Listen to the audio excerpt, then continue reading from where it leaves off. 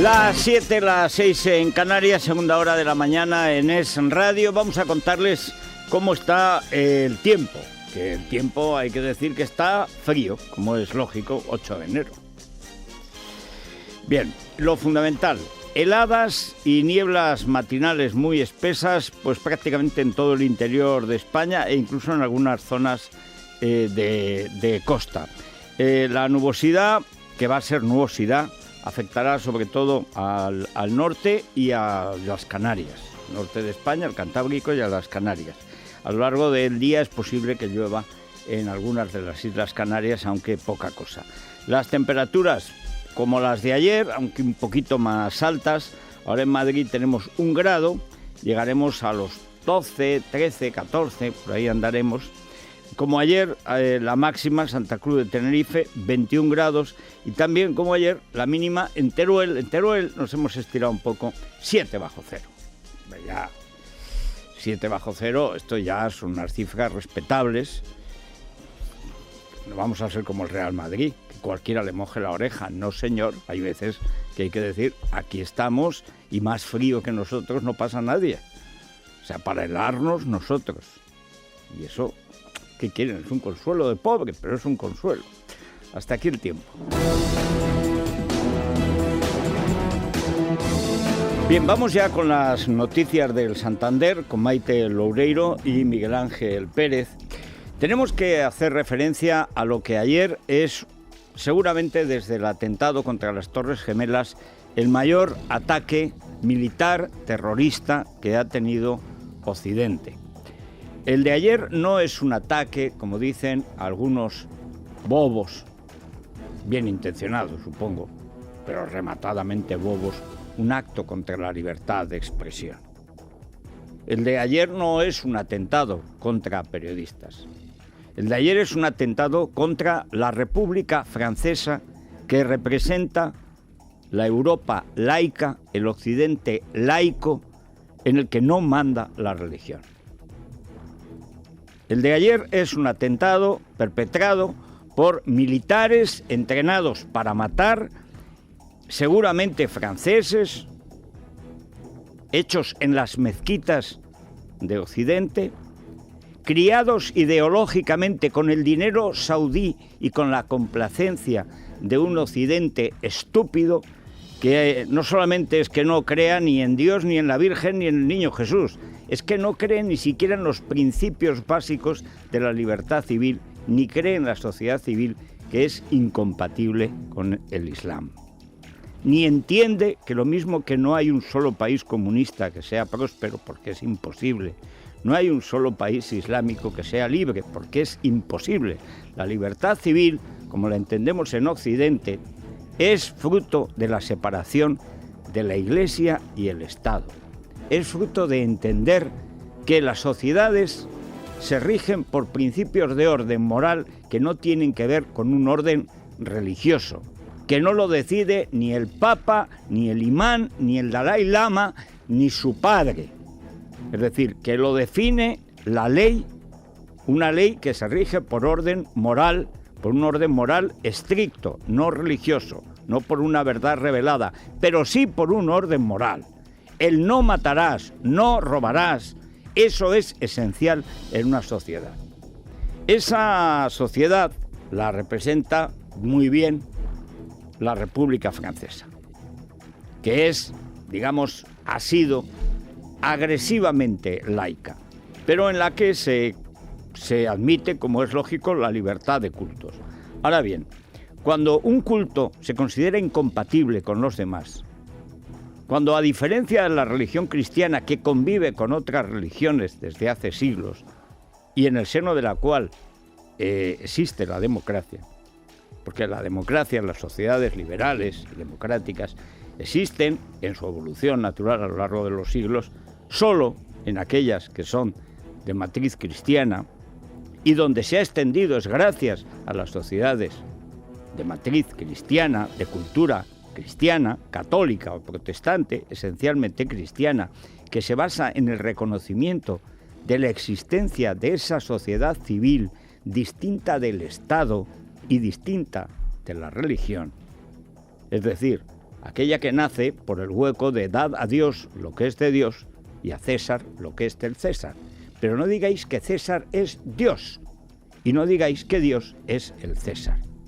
Esta diferencia esencial del cristianismo y el islamismo, que ni siquiera los curas católicos, tan analfabetos como los periodistas, entienden, por lo visto, en la actualidad, es lo que ha hecho posible esa rara especie que ha surgido en los últimos 2 siglos en la humanidad, de sociedades libres donde nadie es perseguido por creer, pensar o decir lo que le parece. Eso es incompatible con una sociedad regida por una ley religiosa, el Islam, que significa sumisión, que por supuesto con todos los respetos para los que la crean, no admite que haya una sociedad que esté fuera de las normas religiosas. Y por favor, que no salgan los papanatas de rigor, los progres que intentan hasta devolver al culto islámico, no sé si también al terrorismo islámico, la mezquita de Córdoba.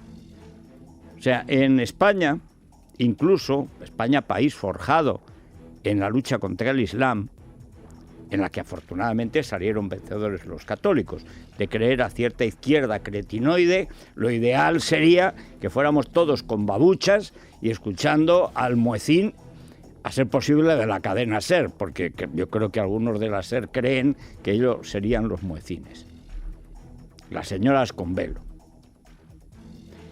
En el mundo se está produciendo desde hace una década una forma más de lo que ha sido la yihad, la guerra santa que predica el Corán, que predica el Islam contra aquellos que no son creyentes.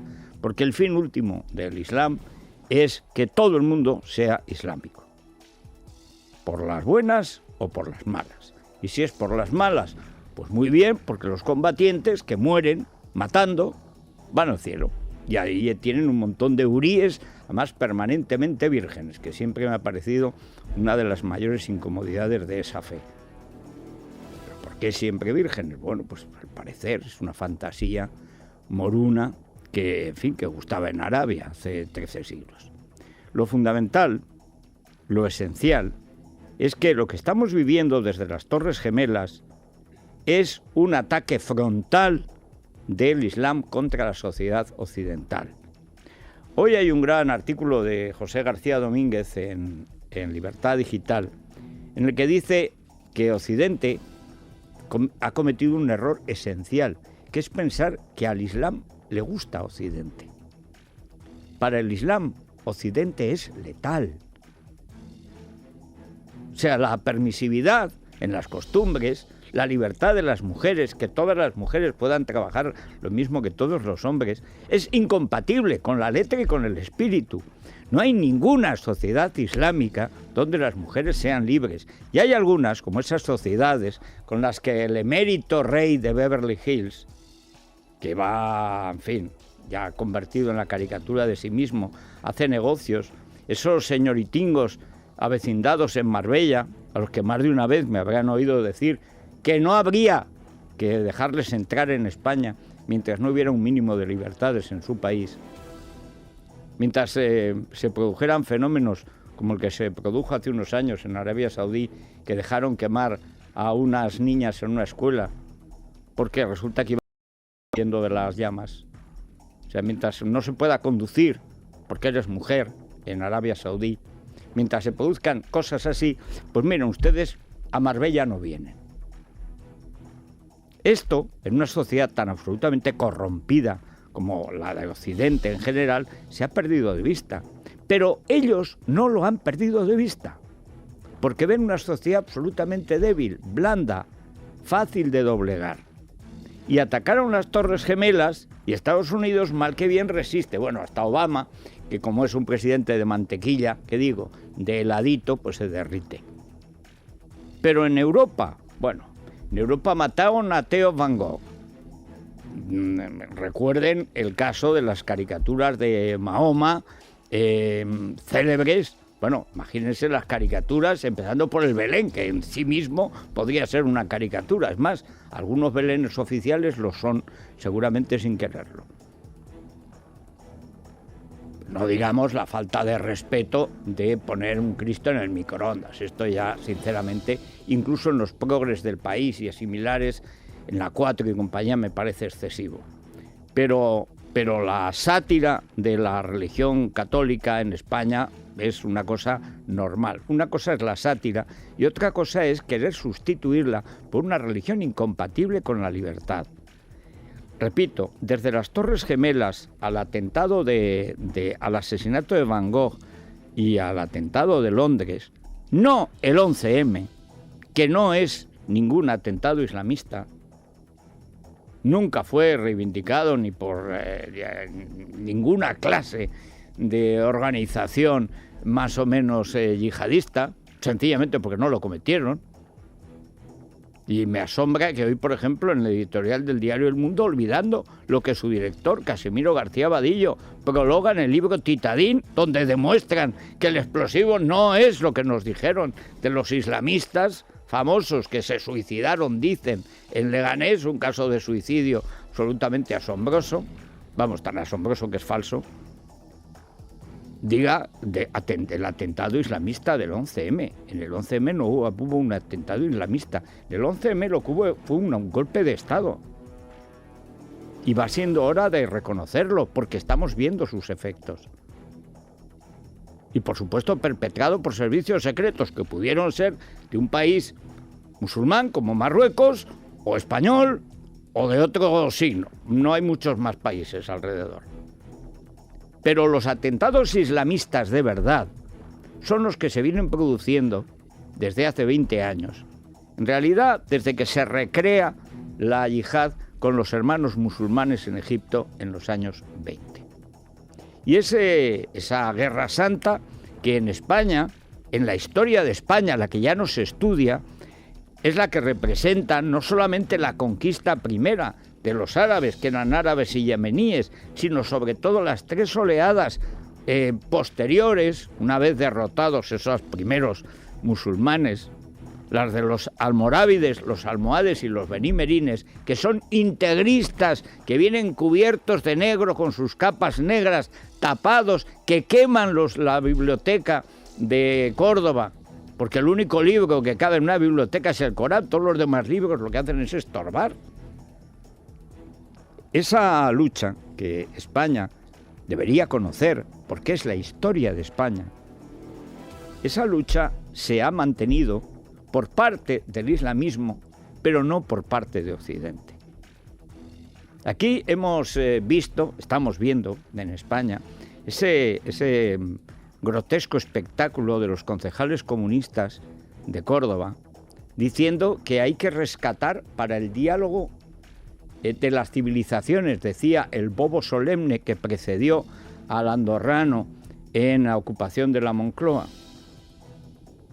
Bueno, pues muy bien, señores, no diré bobos solemnes, sino camaradas revolucionarios de Córdoba. En el caso de que los ERE les permitan acceder a algún tipo de verdad no revelada, propongan ustedes que como prueba de diálogo y de respeto entre las culturas se exponga en las columnas de la Mezquita de Córdoba, dentro de la Catedral de Córdoba, las caricaturas de Mahoma.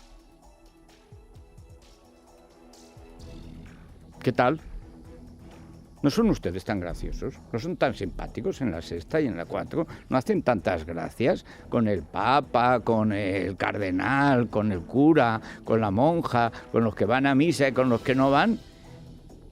¿Qué tal una caricatura de Mahoma en la Mezquita de Córdoba, que además ni es mezquita ni es nada, es la Catedral de Córdoba? ¿Les parece bien? ¿O están ustedes como el bobo de Zapatero, que se inventó la alianza de civilizaciones creyendo que puede haber una alianza duradera entre un señor gordito y un caníbal? Pues Europa es el señor gordito, o la señora, si quieren. Y es evidente que el Islam combatiente es el de siempre, el que siempre ha predicado la guerra santa y ve ahora la ocasión porque tiene una quinta columna en las sociedades occidentales, en los 5 millones de musulmanes franceses, en los 6 millones de musulmanes en Alemania, de origen turco sobre todo, en los 6 millones largos de musulmanes, 2 millones, casi 3, de origen pakistaní, los más radicales en Inglaterra. Naturalmente una quinta columna que no ha sido capaz, porque además se niegan a integrarse en una sociedad laica, en una sociedad liberal, en una sociedad que respete las libertades. Y de ahí es donde se reclutan, en las mezquitas que pagan los amigos de Juan Carlos, aquí en Madrid, o en París, o en Londres, o en Berlín, o en Frankfurt. Ahí es donde se reclutan los asesinos que, como los dos de ayer, que pueden ser franco-argelinos, luego se van a matar infieles a Siria, Afganistán o a donde sea. Porque están para eso. Van a matar. Son soldados.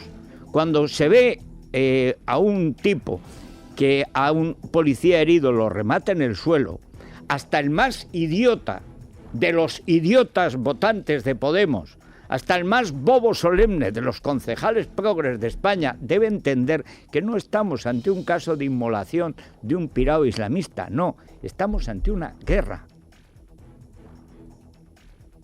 ¿Y está España preparada para esa guerra? España que va a estar, hombre. España que va a estar. Pero si se ha negado a investigar el mayor atentado de nuestra historia.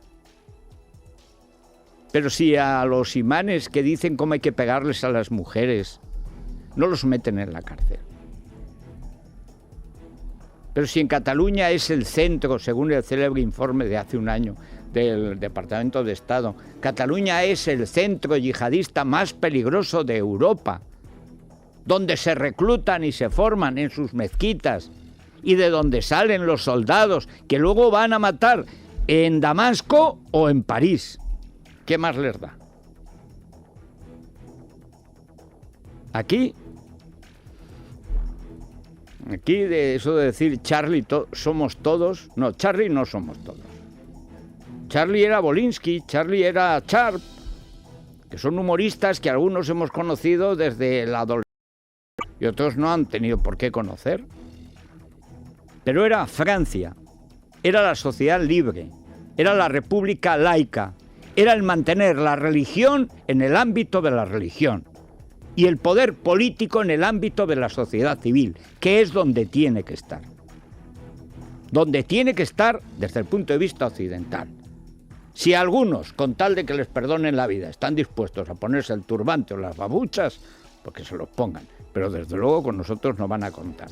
Por cierto, agradecemos a los que ayer, con un loco que seguramente inflamado por el ejemplo parisino, dejó unos paquetes que podían ser bombas en Libertad Digital, en El País, en 20 minutos y en El Economista, agradecemos mucho las muestras de simpatía.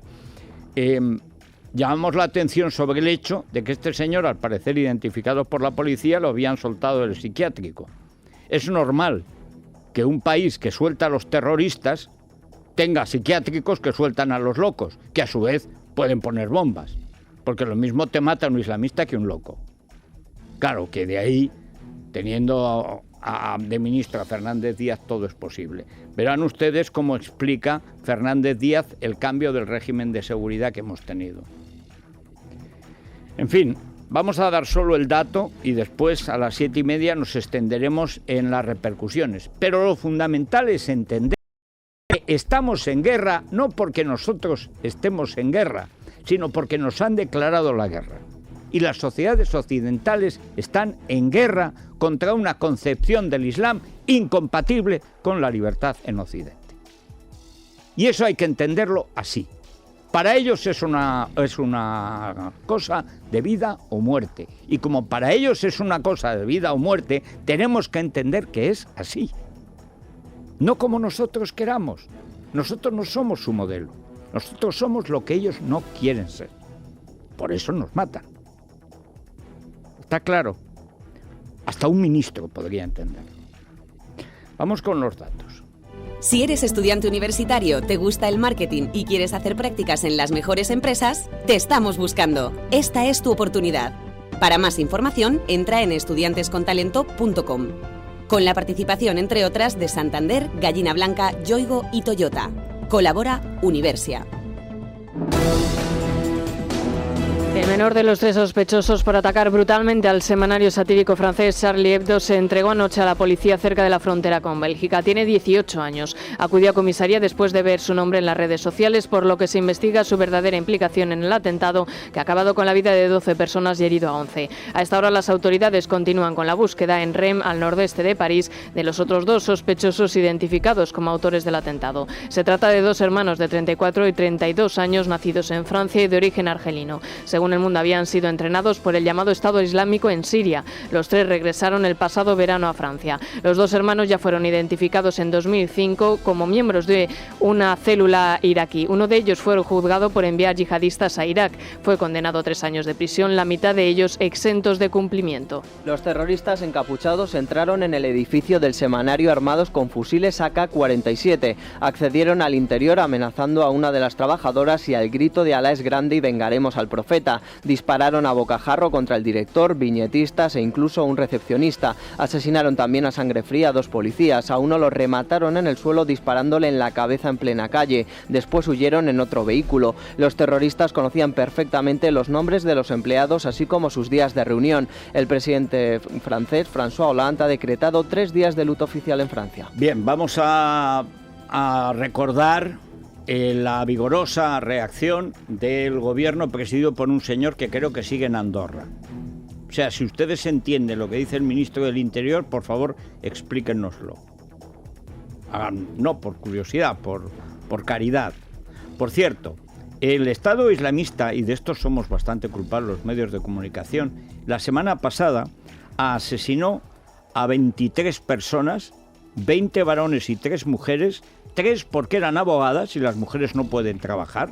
Las mujeres no son personas, las mujeres están para procrear hijos para Alá.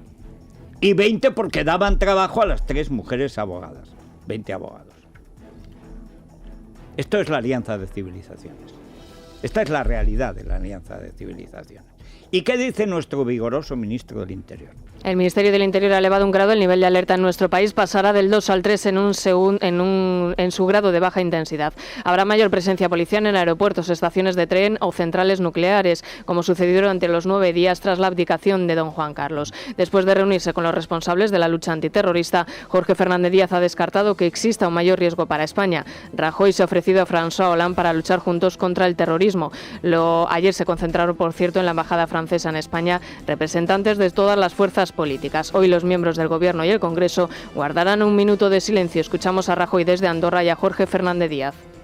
Nuestra consternación por el bárbaro atentado terrorista que ha tenido lugar esta mañana, nuestra solidaridad con los familiares de todas las personas que han fallecido, nuestra solidaridad con la sociedad francesa. Esto es una verdadera atrocidad y desde luego no van a poder con lo más sagrado que tenemos los seres humanos, que son nuestros derechos y nuestras libertades. No hay motivos para una alarma adicional porque se haya producido este trágico, terrible atentado en París, pero sería una imprudencia que, de acuerdo con el plan de prevención y protección antiterrorista, no adoptáramos esta activación adicional del nivel de alerta. ¿Qué quedamos? A ver, explíquemelo, Aristóteles. O sea, ¿tenemos que estar más preocupados o menos? ¿Hay motivos para elevar nuestra preocupación o para rebajarla o para mantenerla? O sea, usted ha llegado a la conclusión, siendo de Valladolid, usted no tiene ni siquiera la excusa de haber en Cataluña. Este es un charnego al que le ha ido bien haciendo de tonto en la política catalana y ahora de listo en la política española. ¿Cómo se puede elevar el nivel de preocupación y al mismo tiempo rebajarlo? ¿Cómo se puede estar más preocupado, pero lo mismo, pero menos, pero igual? O sea, ¿quiere usted explicar algo alguna vez? ¿O quiere usted dimitir? Y usted, señor Rajoy, después de soltar a 100 etarras, ¿cómo se atreve a hablar de la lucha antiterrorista? Estamos ante el gobierno más vil, junto al de Zapatero, de la historia de España. ¿Por qué no ponen a Bolinaga de representante del Consejo de Ministros el viernes para que hable de la lucha antiterrorista en España? Es el mejor ejemplo de cómo se lucha en España contra el terrorismo. Y si no, Willy Toledo. De ese hablaremos después. Por cierto, ¿hay en España fiscal general del Estado? No lo digo porque no lo sé. Sé que hay un ministro de Justicia que era de las tragaperras y ha desaparecido. El de Interior, pues ya ven ustedes con qué claridad nos habla. Y en cuanto al vigoroso campeón de la lucha antiterrorista, que ha soltado a más de 100 etarras, sigue en Andorra. Ojalá se quedara allí. En fin, vamos a ver cómo está el tráfico en Madrid y en el resto de España. Esmeralda, buenos días. Federico, ¿qué tal? Muy buenos días. Bueno, pues hasta ahora, en primer lugar, aquí en Madrid se empieza ya a registrar tráfico intenso en las entradas por las carreteras de Andalucía y también la de Barcelona. Atención si circulan por los alrededores de la Glorieta de Cuatro Caminos, la Avenida del Manzanares y un día más la de Pablo Iglesias, porque hay bastantes complicaciones. Vamos ya hasta la Dirección General de Tráfico para saber cómo se circula también por el resto de las carreteras españolas. Carlos Garcinuño, ¿qué tal? Muy buenos días. Buenos días, tenemos hasta ahora complicaciones.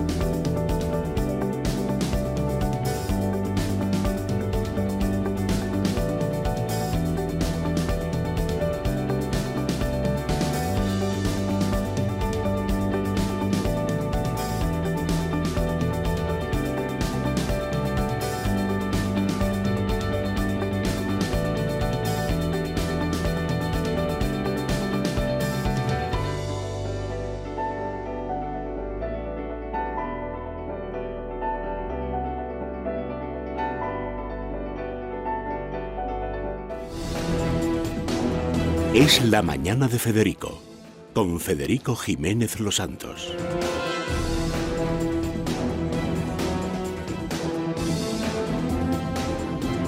Bien, seguimos en la mañana en Es Radio y vamos a contarles con Silvia Rivero y Esmeralda Ruiz el incidente que padecimos ayer aquí en Libertad Digital, también en 20 minutos en El Economista y el diario El País.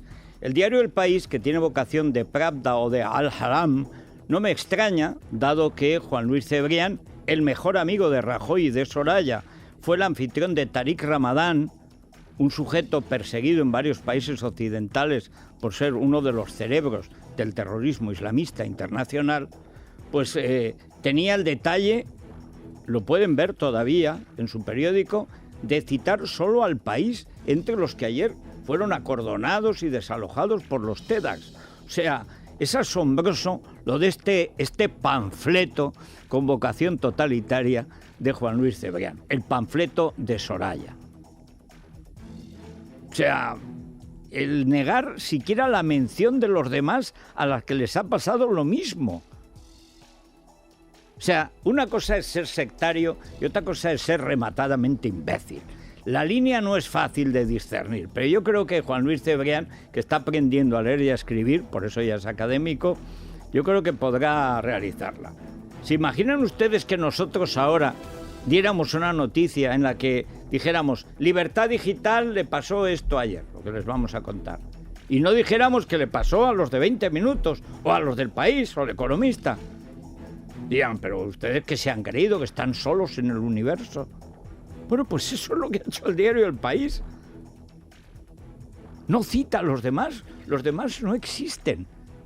Estos son islamistas sin saberlo.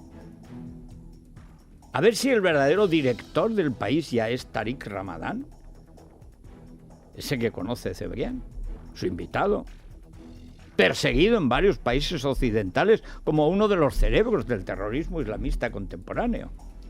No lo sé, entre Soraya y Tariq Ramadán a lo mejor se le ha traspapelado la costumbre de dar las noticias. Pero en fin, tenemos que dar esta noticia. Por cierto, esto de que las cárceles suelten a los terroristas, los psiquiátricos suelten a los locos, esto es una cosa ya muy española. De ahí, rodando, se acaba haciendo ministro del Interior a Fernández Díaz. Y claro, a partir de ahí cualquier cosa. Horas después del ataque terrorista a Charlie Hebdo, Libertad Digital es Radio, la sede del Grupo Prisa, la del Economista y 20 Minutos recibieron paquetes sospechosos. El País, sin embargo, solo informó ayer del ataque a su sede. El edificio en el que se encuentra Libertad Digital fue acordonado por la policía hasta que los TEDx comprobaron que el paquete no contenía explosivos. Incluía mensajes amenazantes dirigidos al director de este periódico. Lo mismo sucedió en el resto de diarios. Según fuentes policiales, el autor es un individuo con problemas psiquiátricos que ya ha realizado amenazas similares en otras ocasiones. ¿Y qué ha hecho el ministro del Interior y qué han hecho las autoridades sanitarias con este tío? Le habrán dado una beca, supongo, de las de Rejón, de esas becas en las que no hay que trabajar y cobras. En fin. Sigamos en el capítulo delictivo. No sabemos si Rajoy ha ido a enterarse de lo que no se ha querido enterar durante 20 años, que es que los Pujol robaban el dinero en Andorra, pero van llegando detalles. En el testamento del padre de Pujol no figura el dinero que acumula en el extranjero. Apenas aparecen 78.500 euros entre acciones e inmuebles, una cifra que contrasta con los 17 millones de euros que ocultaron a Hacienda durante 34 años. Pujol declara el próximo 27 de enero. Su hijo Oriol lo hará el próximo lunes. Mientras Rajoy continúa con su segundo día de visita en Andorra negociando un convenio sobre el fraude fiscal en pleno escándalo de los Pujol. TV3 ha contado la noticia diciendo que la visita es para abordar el fraude de los españoles en el Principado. Bueno, esta agresión intolerable, llamar español a los Pujol, sinceramente creo que es de una brutalidad inmerecida. O sea, por favor, llamen ladrones, llamen extranjeros, llamen charnegos si quieren, lo que quieran, pero llamar español a Jordi Pujol. La última vez fue Ansón, que lo nombró español del año, pero por fastidiar a Felipe González y porque su hermano, Rafa Ansón, es el que llevaba las relaciones públicas de los Pujol, que es que aquí, como en lo de Tariq Ramadán, muchos son los llamados y algunos han sido los escogidos.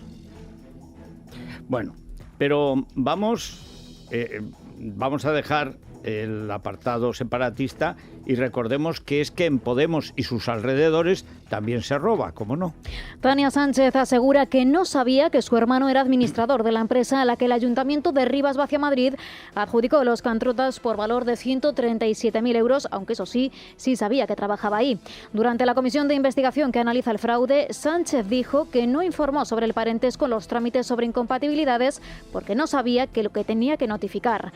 El entonces alcalde José Masa asegura que en ningún momento se le notificó el parentesco. En este ayuntamiento no hay ni trato de favor ni corruptela. Eso lo defiendo y creo que es lo que han defendido todos los gestores que han pasado por esta comisión de los diferentes procesos. De manera taxativa, yo no he tenido conocimiento ni antes ni durante los procesos de contratación de que el hijo de un concejal del gobierno municipal o el hermano de entonces una concejala del gobierno municipal formaba parte de una empresa que licitaba en el ayuntamiento. No tuve ningún tipo de información verbal de lo mismo. Yo me he enterado de esa relación cuando he conocido los trabajos de esta comisión. Menos mal que no volaron los medios de comunicación por los que se han enterado de lo que sin la menor duda sabían. Pero vamos a ver, Tania, tan enemiga de la familia tradicional eres, que no sabes que de pronto tu hermano tiene un sueldazo, que le paga tu ayuntamiento, que le paga tu concejalía. Pero vamos a ver, Tania Sánchez, ¿tú crees que somos todos idiotas? O sea, resulta que le dan 17 contratos a tu hermano. Se lo das tú, y después tu padre, o tu padre y después tú. Y no, nadie sabe nada. Es una familia en la que no se hablan. O sea, a diferencia de los Soprano, esta familia a la hora del espagueti no se comunica. Entonces de pronto uno cobra 137.000 euros, que no es el gordo de Leganés, pero es un pellizco, y resulta que no saben que en lugar de estar en la indigencia el hermano tiene un sueldo y no les dice dónde trabajan. Y los otros no preguntan, dicen, a ver si es que es alunicero, y entonces nos metemos en líos. Es que la mejor forma de alunizar en España es alunizar en un ayuntamiento donde tienes a la familia dentro, claro. No tienes ni que romper el cristal, te abren directamente la mampara. A ver, elige. ¿Qué prefieres, el collar? Pero no rompas el cristal, que hay que volver a cerrar, por disimular. Pero ¿se imagina a alguien que Esperanza Aguirre tuviera un hermano al que le diera 17 contratos en el Ayuntamiento de Madrid o en la Comunidad de Madrid? Bueno, pues con un par, por supuesto que no hay corruptelas, ¿no? Hay unas corrupciones que no caben en Rivas, que es una zona amplia, de anchos horizontes. Estos que son la verdadera corrupción, la corrupción más indigna, la que va de abajo arriba, la corrupción que nace ya en la primera adjudicación municipal, que no llega al Consejo de Ministros, que viene ya de abajo. Estos son los que van a limpiar España, como yo te diga. En fin, y vamos con el maniquí. Vamos con Pedro Sánchez, que afortunadamente ayer no tuvo un accidente. Juega en tantos deportes de riesgo a la vez que estoy pensando en adoptarlo. No, es que yo no he tenido nunca mascotas. Había gatos en mi casa, pero llegó un momento que era un poco incompatible con la vida infantil. Eran demasiados. Pero con Pedro Sánchez, no sé, como quiere ser Tania Sánchez, quiere ser como el de, no sé, él como Pablo Iglesias, pero claro, Pablo Iglesias, por desgracia, ya hay uno, que encima sucede a otro. Pues no quiero ser Tania, monedero, demasiado flaco se ha quedado. A veces veo a Pedro Sánchez y me parece Saila Durcal. Yo, pero por los clavos de Cristo, ¿qué le pasa a este hombre? Es como el anuncio de aquel, el galán que fue. Dice, es una compañía de imagen catalana. Digo, claro, odia a España y quiere machacarlo. ¡Qué espectáculo! Pedro Sánchez, el líder de los socialistas, preside hoy la reunión interparlamentaria del Partido Socialista que marcará las líneas del nuevo año político. La próxima semana viajará a Estados Unidos, donde se reunirá con representantes del Fondo Monetario Internacional y de la Casa Blanca. Este miércoles, el secretario de organización del partido, César Luena, ha salido al paso de las críticas a su formación con Podemos. Bien, efectivamente. Pero ni uno ni otro ha hecho nada por averiguar qué pasa con la corrupción universitaria, por ejemplo, en la Complutense. Todavía no he visto una manifestación de estudiantes ni profesores contra el rector Carrillo por dejar hacinarse durante años y años y años cadáveres en la Complutense. Para vender, además, a compañías privadas, si querían, fragmentos de esos cadáveres innominados, momificados por el paso del tiempo y la incuria burocrática. No he visto todavía al sindicato de estudiantes que dicen que hay uno de unos señores mayores que se ve que empezaron a estudiar más o menos antes de la guerra y como no han estudiado nunca nada, pues siguen ahí sin aprobar asignatura alguna y hacen manifestaciones contra el PP, ahora que ya no hay PP. No he visto todavía ni que ni Podemos ni los socialistas, que son los que mandan en las universidades, hayan hecho ningún tipo de protesta contra eso. Por supuesto, de la beca de Rejón no tenemos más noticias, salvo que la cobraba. En fin, vamos con otros aspectos de la crisis económica, porque a la bajada del precio del petróleo, a la crisis de Grecia, pues se añade, naturalmente, ahora lo de Francia. Vamos a ver si esto se va reflejando en la vida económica o no. Vamos, como siempre, en la información económica con La Caixa. Porque lo más valioso para ti es la familia. Con tu seguro de hogar en La Caixa y la alarma de Securitas Direct estarás totalmente protegido. Promoción válida hasta el 22 de febrero.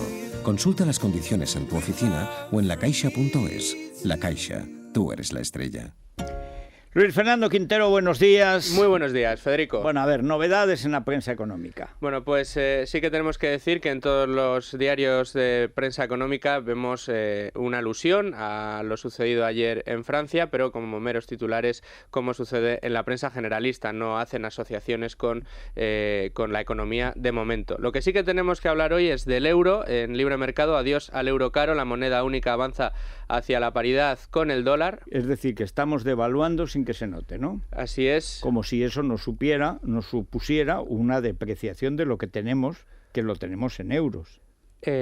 Sí, exacto. Lo único que también, por otro lado, sí que implica, digamos, una ganancia de competitividad de cara al exterior, y lo que sí que tenemos que ver también es cómo sucede esto y cómo mete presión la depreciación del euro a Mario Draghi para que el Banco Central Europeo haga lo que se supone que todo el mundo quiere que haga, que es depreciar más el euro. Ese es.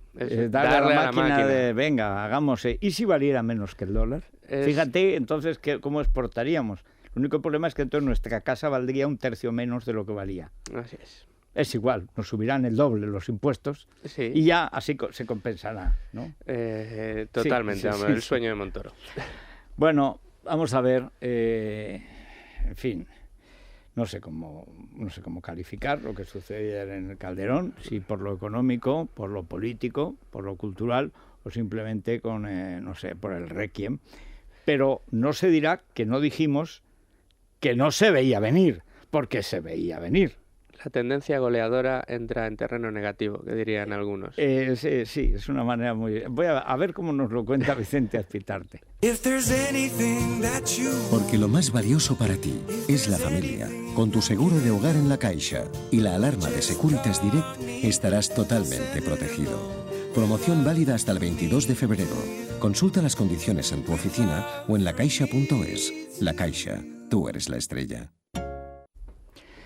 Vicente Azpitarte, muy buenos días. Buenos días, Federico. Bueno, a ver, ¿cómo describirías la debacle del Real Madrid ayer en el Calderón? Bueno, la tormenta perfecta por parte del conjunto rojiblanco, que arrancó no a las 9 sino a las 8 cuando conocimos el once inicial revolucionario en las filas de Diego Pablo Simeone. Parecía que tiraba la copa viendo tanto suplente en el once, cayó en la trampa Carlo Ancelotti, sentó a Cristiano Ronaldo, dejó fuera a Pepe en favor de un Sergio Ramos que estuvo muy mal durante todo el encuentro. Bueno, el penalti que hizo es uno de los más idiotas que yo he visto en mi vida. El penalti es tan claro que cuesta creer que lo haya hecho.